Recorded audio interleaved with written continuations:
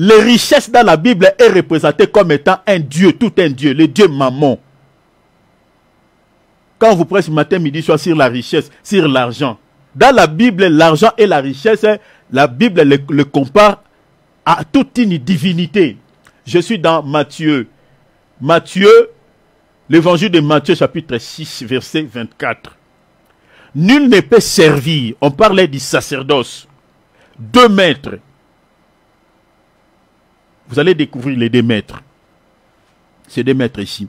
La Bible a dit, car il haïra l'un et aimera l'autre.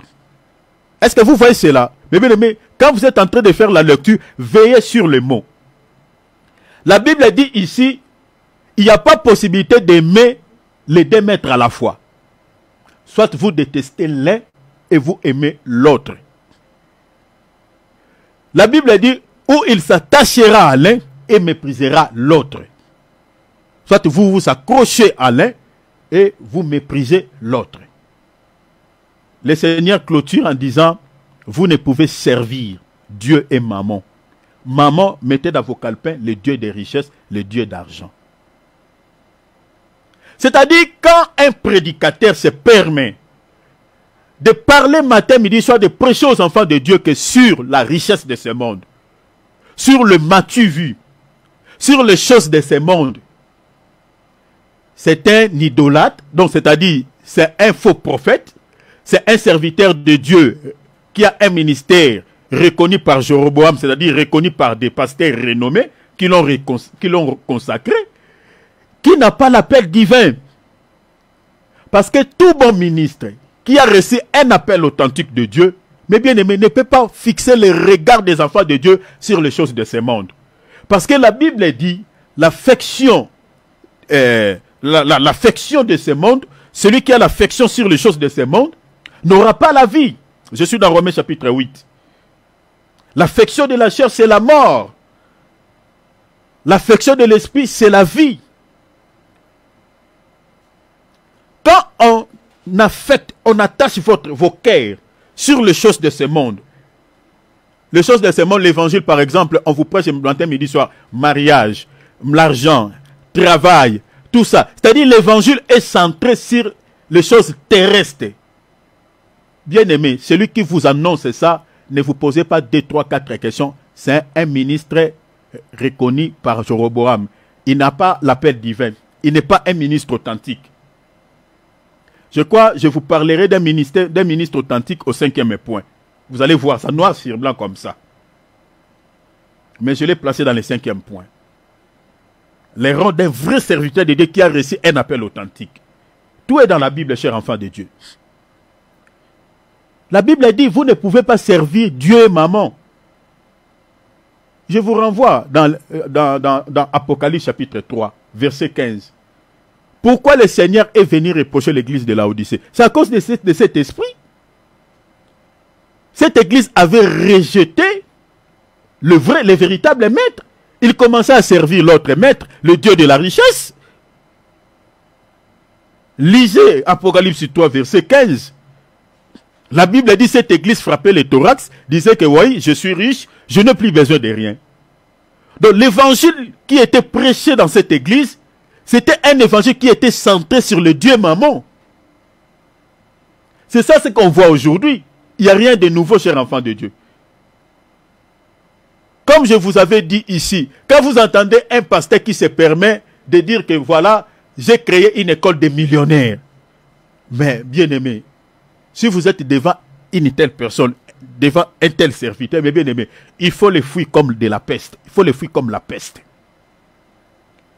Vous savez, quand on fouillait le corona ici, ces gens-là, il faut les fuir comme ça. C'est un danger permanent pour les âmes.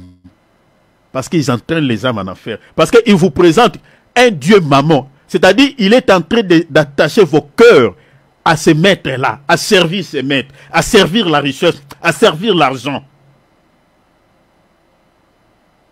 Regardez aujourd'hui à travers le monde, comment les gens sont en train de se poumonner, mes bien-aimés, pour chercher que de l'argent, pour avoir une vie meilleure. On a dit, ce qu'on ne vient pas, on a besoin de l'argent. Il faut travailler. Mais mes bien-aimés, tout ce qui a pris place dans les cœurs de l'homme, que la parole, qui a pris la première position, qui empêche l'homme de pouvoir avoir même une vie relationnelle avec Dieu, qui empêche l'homme d'avoir une vie d'intimité avec Dieu. Bien aimé, c'est déjà une idole. Et souvent, dans ce monde, à travers le monde, ce qui a pris beaucoup plus place dans l'esprit des hommes, c'est de pouvoir chercher comment il doit gagner sa vie. On cherche le plus l'argent, les richesses. Regardez aujourd'hui, même la vente aux enchères, les gens sont en train de vendre des hormones, des organes humains. Les gens commencent même à tuer parce que ça paye tellement. Regardez, les gens sont prêts à tout. Les gens sont prêts à tout pour avoir de l'argent, pour avoir de la richesse. Toutes les guerres que nous avons à travers le monde, vous pensez qu'est-ce qui est caché derrière? C'est de l'argent, c'est du business. Qui fabrique ces armes-là? C'est qui fabrique ces armes-là, toutes ces munitions, ces avions de chasse. Mais bien aimé, vous pensez qu'ils donnent cela à tous ces pays-là où il y a la guerre gratuitement? Mais bien aimé, non, c'est des millions. C'est des millions. C'est de l'argent. Les dieux mammons. Les dieux mammons. Et c'est le même esprit qui est entré dans les églises. Regardez aujourd'hui tous ces pasteurs que nous avons, des pasteurs millionnaires. Des pasteurs millionnaires. Tapez seulement sur Internet, vous tomberez sur des pasteurs comme ça. Des pasteurs qui ont une vie bien aimée. Vous savez, la majorité, je ne dis pas qu'un serviteur de Dieu doit être pauvre. Je ne dis pas ça. Mais ici, je suis en train de vous dire, la majorité de tous ces pasteurs que vous connaissez là, qui sont des millionnaires, la majorité sont des faux prophètes. Sont des faux. La majorité. Déjà dans la Bible, Jésus lui-même, notre maître, il était capable de pouvoir être né dans une famille le plus riche de l'Israël. Il était capable de sortir dans une famille comme ça. Mais posez-vous la question, pourquoi Jésus était né dans une famille pauvre? Vous ne posez pas cette question. Vous ne vous posez pas. Pourquoi Jésus, en tant que Dieu, est né dans une famille misérable?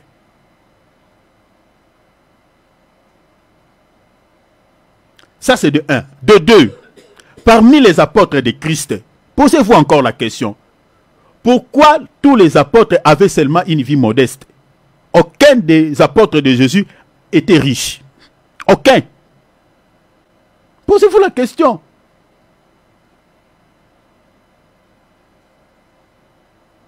Mais Jésus a eu des disciples qui étaient riches, comme de Joseph d'Arimathée. Parmi les disciples, voilà. Les fidèles et tout ça peuvent être riches. Il y a tout un message. Tout un message que Dieu nous donne par rapport au ministre de Dieu.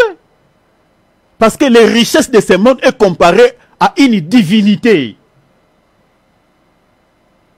Ça peut influencer votre vie à ne plus rester attaché à Jésus. Voilà pourquoi Jésus, pour pouvoir nous enseigner par rapport à cela, lui-même il est né dans une famille pauvre. Une famille qui était capable de trouver seulement de quoi manger, mais qui n'avait rien du tout. Il a choisi aussi des apôtres qui avaient une vie modeste.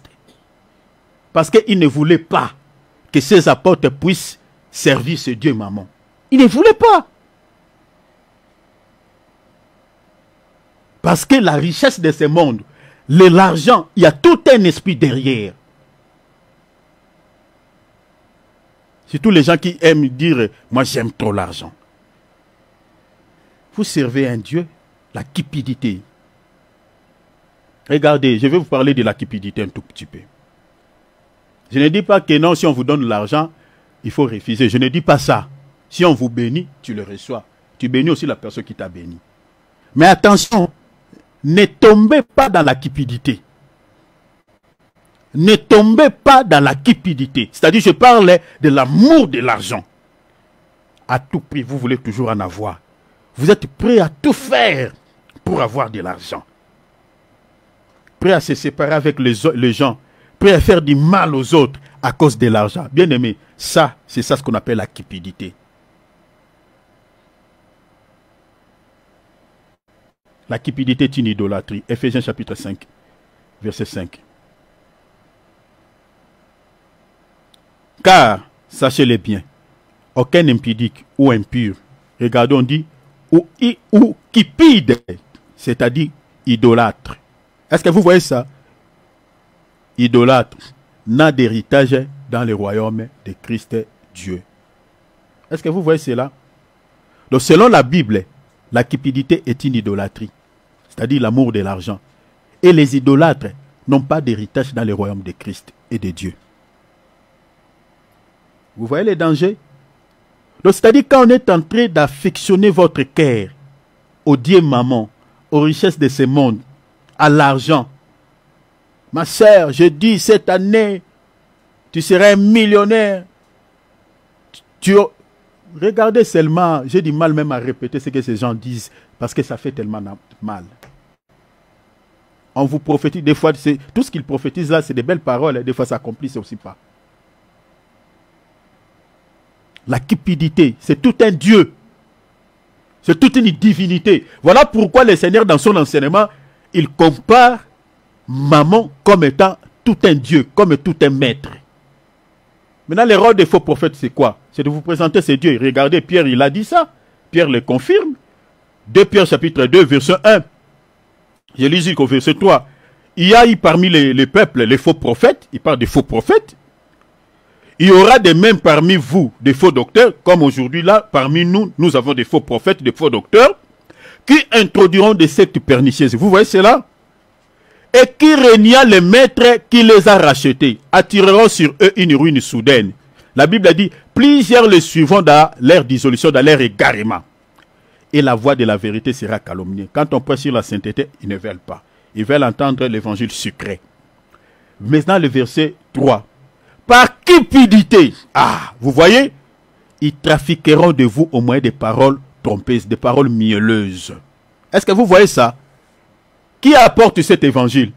Dans le verset 1, il y a parmi le peuple des faux prophètes. Il y aura de même parmi vous des faux docteurs. Vous voyez les cupides? Ce n'est pas un ministre authentique. Ce n'est pas Pierre.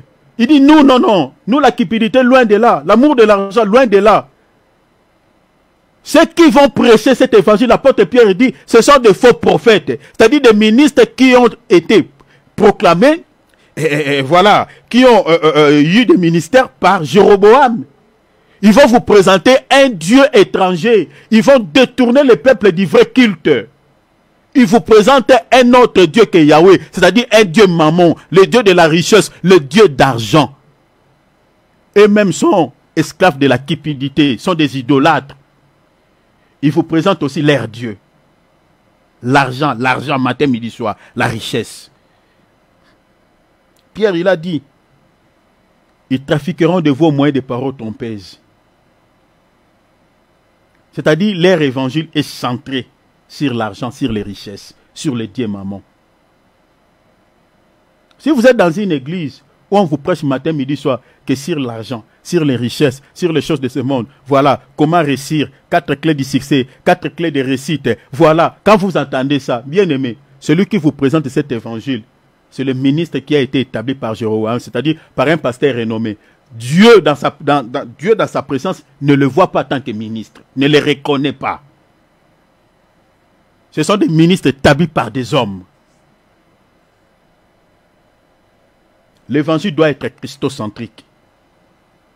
Les païens ne prient pas pour avoir de l'argent. Les païens ne prient pas pour avoir des richesses. Dieu a condamné l'église de la Odyssée. À cause de quoi? À cause de cet évangile. Je suis riche, je n'ai besoin de rien.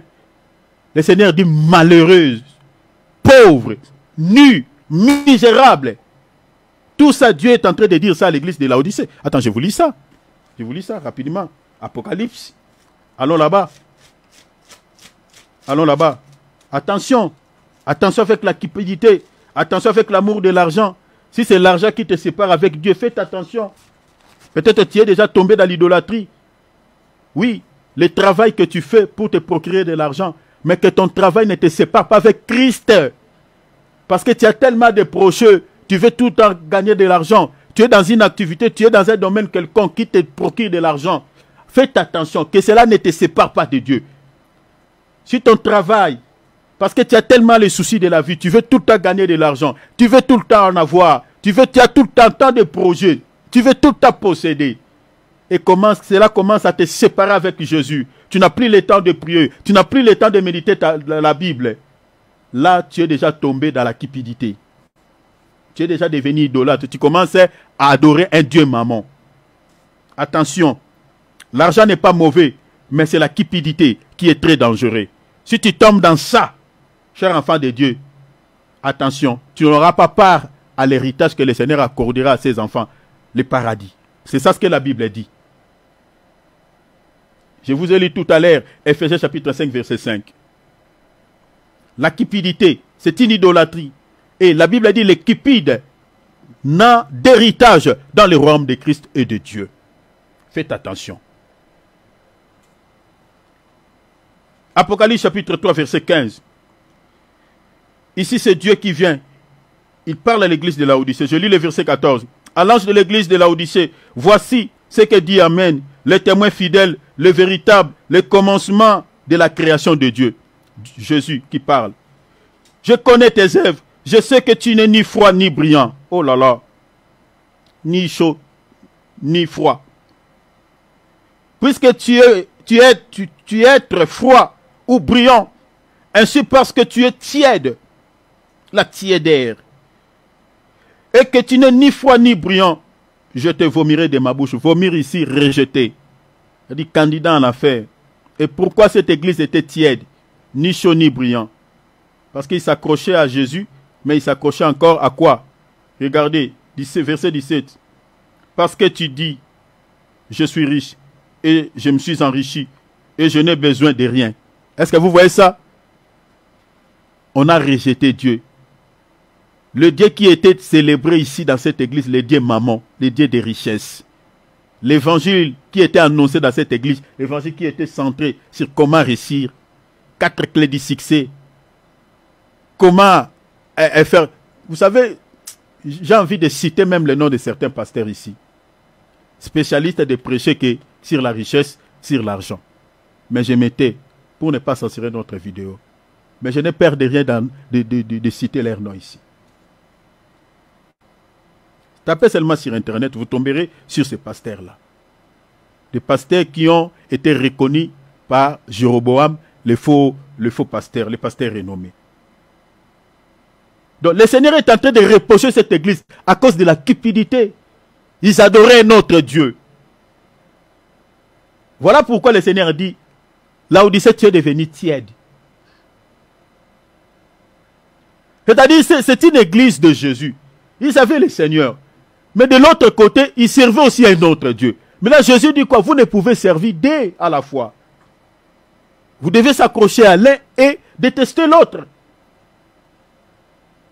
Mais celui qui avait pris plus place dans cette église, c'était le Dieu mammon. Parce qu'il frappe le Torah, il dit, je suis devenu riche, je n'ai besoin de rien.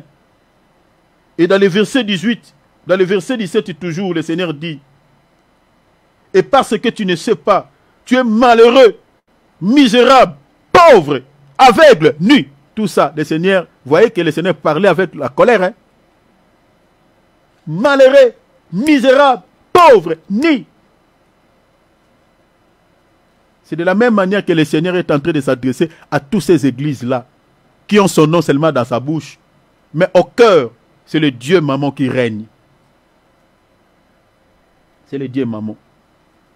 Un autre Dieu. Une autre forme de l'idolâtrie que nous retrouvons aujourd'hui dans nos assemblées. Une autre forme de l'idolâtrie, regardez. Une autre forme de l'idolâtrie liée au social et les dieux du ventre. Les dieux du ventre. Philippiens chapitre 3 verset 18. Car il en est plusieurs qui marchent en ennemis de la croix de Christ. Vous voyez déjà comment les textes commencent. Des gens qui sont ennemis de la croix de Christ. Et quand on est ennemi de la croix de Christ, c'est par rapport à quoi? Regardez, l'apôtre Paul dit, je vous en ai souvent parlé. L'apôtre Paul n'avait cessé de parler comme moi je parle là. Je vous en ai souvent parlé, souvent. Je vous ai parlé de ces gens. Et j'en parle maintenant en pleurant. À ce temps-là, l'apôtre Paul, il était en train de parler en pleurant. Comme moi, quand je parle là, j'ai des larmes aux yeux. Je ne vois comment on peut parler aux enfants de Dieu. Je ne vois comment. On dit aux enfants de Dieu, méditez vos Bibles, lisez, vérifiez. Mais les gens ne veulent pas. Les gens veulent, je ne sais pas, des révélations, comme un pasteur qui était en train de dire entre guillemets qu'il a reçu une révélation pendant qu'il était en train de prêcher. J'avais même envoyé cette vidéo au frère David, qui a dit que Dieu n'a pas créé, je crois, un truc comme ça. Frère David, j'ai oublié. Il avait dit un truc comme ça. Que Dieu n'a pas créé, je ne sais pas, tout ça. Si tu as l'idée, frère David, tu peux me rappeler de cela. Il avait dit quoi, mon frère? Que Dieu n'a pas créé les cochons. Dieu n'a pas créé les porcs. Vous imaginez. Il dit ça, c'est une révélation. Celui qui veut cette vidéo, j'en ai. Je vous enverrai cela. Et ce que je vous dis, frère David est là. Il dit que c'est une révélation qu'il vient de recevoir. Et les gens, l'église était en ébullition. Ils crient Amen. Ils croyaient que c'est vraiment une révélation que l'homme de Dieu a reçue. Et il était aussi calvitie. Donc, il voyait que voilà, il y a l'onction sur sa tête qui descend parce qu'il n'a pas de cheveux. Un vrai faux prophète. Dieu n'a pas créé les porcs. Vous imaginez?